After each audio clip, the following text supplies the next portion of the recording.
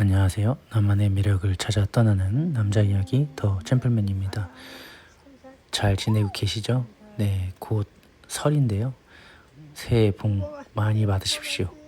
요즘에는 조회수가 생각보다 많이 나와서 깜짝깜짝 놀라는 요즘인데요. 아무래도 육아가 많이 핫한 것 같아요. 그리고 아무래도 둘째를 생각하시는 분들도 많은 것 같고, 그래서 오늘은 현실적인 이야기를 하려고 합니다.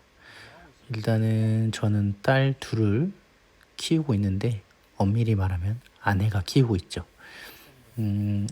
저희는 사실 애를 낳을 때 막 이것저것 생각을 하고 했던 건 아니었어요.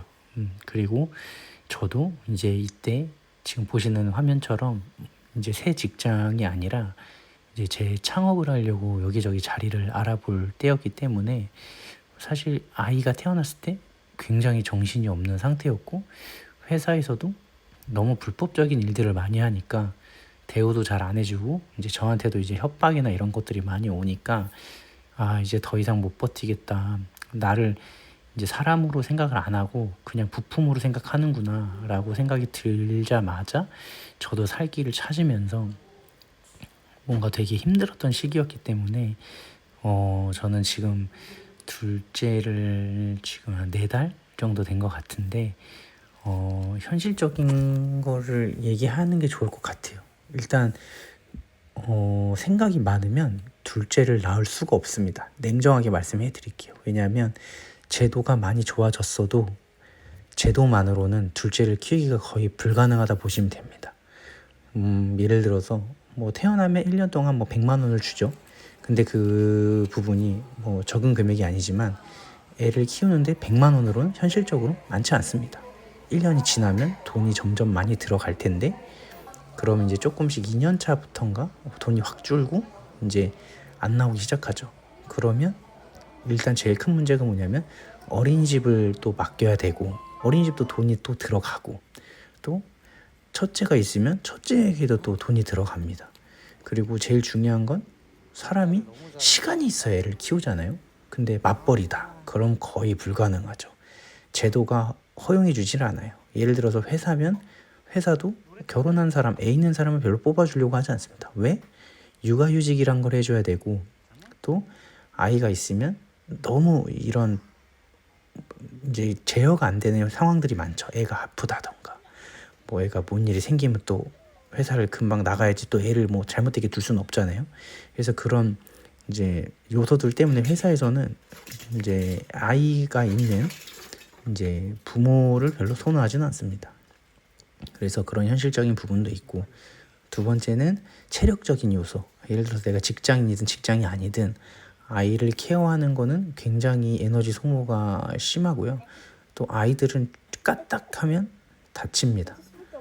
깜빡하면은 이제 하다 보면은 아이들이 어디로 튈지 모르기 때문에, 근데 그게 정말 목숨과 직결되는 문제들이 많아요. 자빠졌을 때 애들은 뼈랑 근육들이 약하기 때문에 정말 심하게 다칠 수도 있고, 진짜 이게 다쳤을 때도 병원비가 진짜 많이 들고, 그리고 둘이서 하기에는 굉장히 감당이 어려워요. 혼자 있을 땐 가능해요. 애가 혼자 있을 때는 뭐 잠도, 애 잘 때 밥을 먹는다던가 뭘 할 수 있는데, 2명이면은 거의 불가능하다고 보시면 됩니다. 그냥 가족이 다 도와줘야 돼요. 그래서 저희 같은 경우에도 부모님들이 많이 도와주셔가지고 저희도 이렇게 버틴 거였지, 혼자였으면 아니면 둘이었으면 진작에 무너졌을 겁니다. 그래서 저도 아이를 좋아함에도 불구하고, 제가 유튜브에 예전에 얘기한 적이 있는데, 전 20살 때부터 아이를 낳고 싶었는데도 불구하고 도망가고 싶을 때가 참 많았어요. 아내가 참 대단한 게 이제 꿋꿋하게 잘 키워줘서 된 거지, 저는 진짜 가끔씩 주말에 하루, 길으면 이틀 정도만 보는데도 정말 힘든데, 아내는 이거를 독박으로 진짜로 맨날 케어를 하거든요. 그래서 아이가 너무 이쁘지만 현실적인 부분이 있잖아요. 뭐 예를 들어 응가를 한다던가 씻겨야 된다거나. 근데 이제 애를 키워보신 분들은 알겠지만 이 100일이 정말 마의 100일이에요. 하루에 2시간을 자고 일을 한다는 것 자체가 진짜 힘들거든요. 그거는 진짜 거의 그냥 군대 화생방 수준인 것 같아요. 하루 이틀이 아니고 이게 말이 100일이지 100일이 더 될지 안 될지도 몰라요. 그래서 그 생각이 3달이 조금 생각보다 별거 아니라고 생각할 수 있는데 실제로 해보시면은 느껴지실 겁니다. 이 100일이라는 게 진짜 때려치고 싶은 100일이거든요. 그래서 저희도 이제 첫째를 낳고 이제 어느 정도 잊혀질 때쯤에 이제 둘째를 이제 낳았는데 다시 해보니까 너무 힘들어요. 그리고 첫째 때랑 달리 이제 첫째도 자는 시간이 있고 둘째도 자는 시간이 있는데 첫째는 자는 시간이 이제 규칙적이어도 조금씩 다르고 둘째는 그냥 이제 2시간 장적으로 잔다거나 좀 텀이 길어져서 이제 꿀잠이란다 통잠을 자도 이제 그 전까지는 이제 몇 시간 간격으로 계속 재우고 먹이고 해야 되는데 그 텀이 안 맞으면 난리 납니다. 예를 들어서 가장 극단적인 게 첫째 아이가 잠들었어요. 근데 둘째가 깼어요. 그럼 첫째도 깨요. 그럼 첫째 못 자죠? 그럼 둘이 봐야 되는데 난리 납니다. 회사는 어떻게 하고 또 아내는 또 다음 컨디션 조절해야 되는데 컨디션 조절 안 되고 그럼 예민해지고 그럼 부부싸움 납니다. 별걸로 부부싸움 나는 게 아닙니다. 되게 사소하고 예민해진 상태에서 그럼 서로 힘들어져요. 근데 저희는 서로 더 힘들다고 생각하는 사람들이라 저희는 그런 부분에 있어서는 크게 싸우지는 않았는데 이제 그게 가장 현실적이고 부정적이 되다 보면 장점보다는 단점을 많이 보게 돼요. 야, 나는 회사에서 일을 하고 왔는데 내가 이런 것까지도 해야 돼? 혹은 나는 오빠는 출퇴근이 정해져 있지만 난 출퇴근이 없어. 이런 식으로. 그럼 나도 일할게. 이런 식으로 되는 경우가 많다고 하더라고요.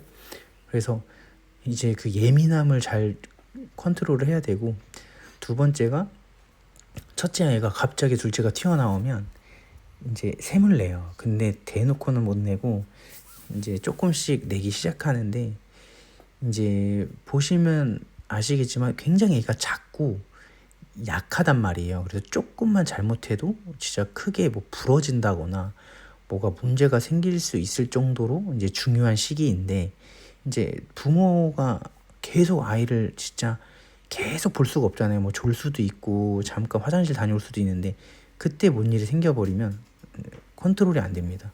그래서 그런 부분에 있어서도 굉장히 신경을 써야 되고 체력 소모가 또 심하고 또 이제 아이가 잘하는 만큼 이제 부모도 아는 게 많아야 돼요. 그러니까 예를 들어서 그냥 잘 놀아준다 끝나는 게 아니라 애가 뭐가 궁금하대요. 아니면은 뭘 해달래요. 아니면 질문을 했어요. 그럼 답변을 해줘야 될 거잖아요.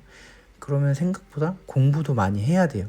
많이 찾아봐야 되고 그리고 이제 또 세 번째로 현실적인 문제가 유튜브나 TV가 아이한테 안 좋다고 얘기를 하죠. 그래서 저도 안 보여주려고 했는데 불가능합니다.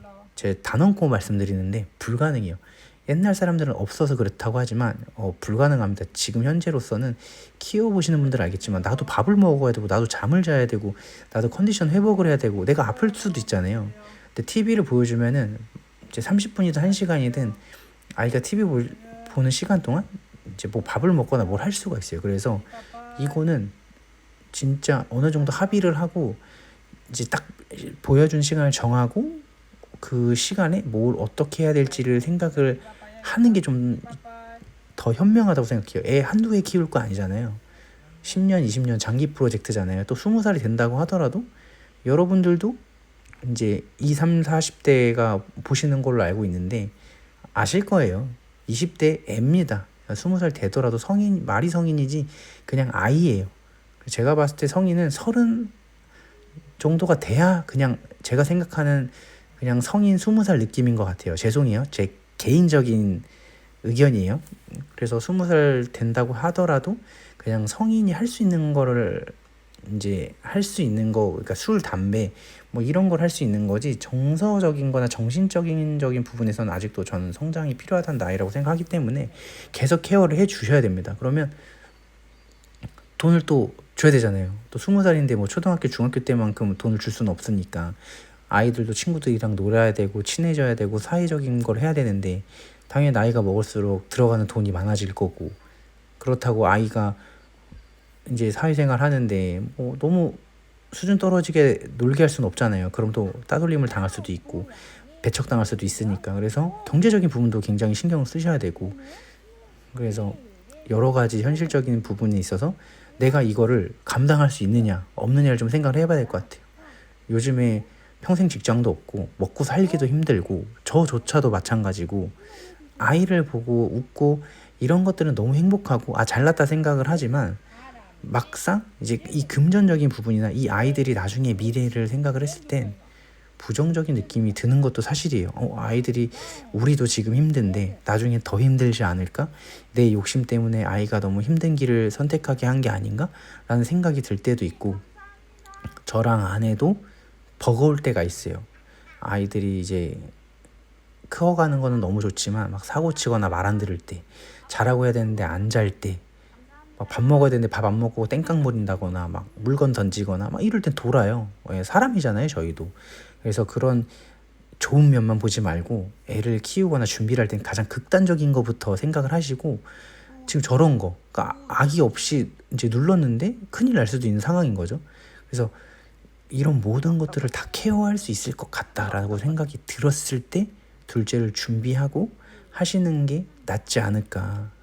그리고 뭐 생각을 너무 디테일하게 하지 마세요. 디테일하게 하면 애 못 낳습니다. 한국 사회에서 지금 이제 사회에서 아이를 낳는다는 거는 굉장히 힘듦이 많아지거든요.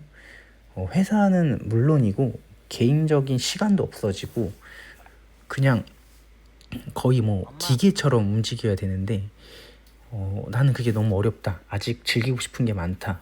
난 아직 뭔가 해보고 싶은 게 많다. 그러면 조금 더 마음을 좀 더 다잡으시는 게 좋을 것 같습니다. 한 생명을 책임지는 거는 정말 정말 생각을 많이 하셔야 되는 거기 때문에, 제가 저번에도 둘째 함부로 낳지 말란 얘기가 이런 거였어요. 일맥상통한 얘기였는데 정말 정말 한 번 하면 되돌릴 수가 없습니다. 예. 그래서 내가 이게 감당이 되겠거나, 말도 잘 안 나오네요. 내가 이게 감당이 되겠구나, 책임질 수 있겠구나 라는 생각이 딱 들 때 이제 사랑하는 사람과 합의를 해서 딱 계획을 짜고 준비를 하시는 거를 강력 추천드리고요. 또 아이가 에너지가 점점 많아지고 세집니다. 바라는 것도 많아지고. 그래서 그런 것들도 좀 생각을 해보셔야 될 것 같습니다. 그래서 항상 하루하루가 버라이어티입니다. 그리고 이제 개인적인 일들도 하셔야 되잖아요. 돈도 버셔야 되고. 그래서 거기다 체력을 다 써버리면 또 집에 가면은 또 이제 에너지가 안 남기 때문에 육아에 소홀해질 수밖에 없고, 이제 뭐 지금은 많이 한국 사회가 평등화가 돼서 뭐 집안일을 꼭 아내가 하진 않지만, 그건 뭐 아내가 되든 남편이 되든 똑같아요. 서운하거든요. 내가 지쳐서 쓸어 들어오면은 이제 일하고 온 입장에서는 안 도와준다고 섭섭해. 나 너무 지금 힘든데 이렇게 될 수 있고, 아내 입장에서는 나 지금까지 애 키우느라 너무 고생하고 잘 버텼는데 남편 오자마자 처져 있고 막 방에 들어가서 막 쿨쿨 자버리면 뭐야 이렇게 돼버린단 말이에요. 그래서 그것도 되게 조율이 필요하고, 그리고 멘탈적인 부분에서도 상대가 더 힘들겠구나라고 생각을 하셔야지, 내가 더 힘들어, 나는 뭐 돈 벌어오니까 난 가장을 책임지고 있어, 가정을 책임지고 있어, 난 중요한 역할이야, 그러니까 이해해야 돼, 이런 생각 하시면 안 되고, 뭐 정말 진짜로 제가 개인적으로 생각했을 때 애 버는 게 더 힘들거든요. 돈 버는 거보다.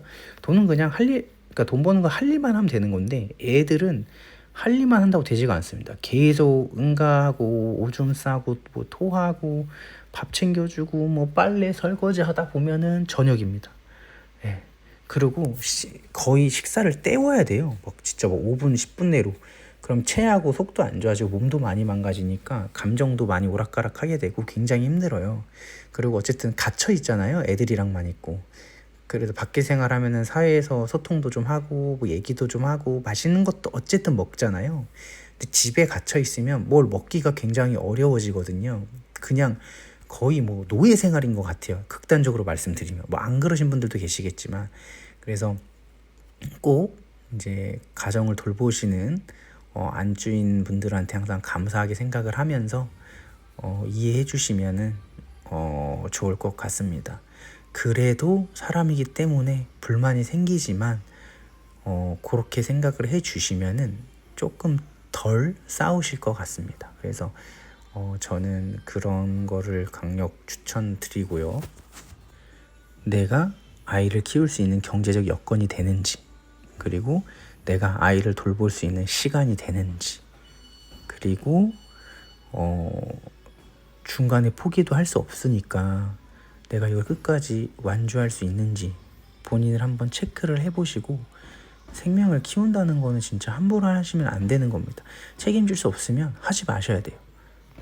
그래서 이제 왜 내가 이런 생각을 하게 되고 어떤 계획을 가지고 키우실 건지도 명확하게 생각을 하셔야 돼요. 저는 둘째를 낳은 이유는 한 가지였어요. 나중에 저희가 없을 때 서로 의지하고 잘 살았으면 해서.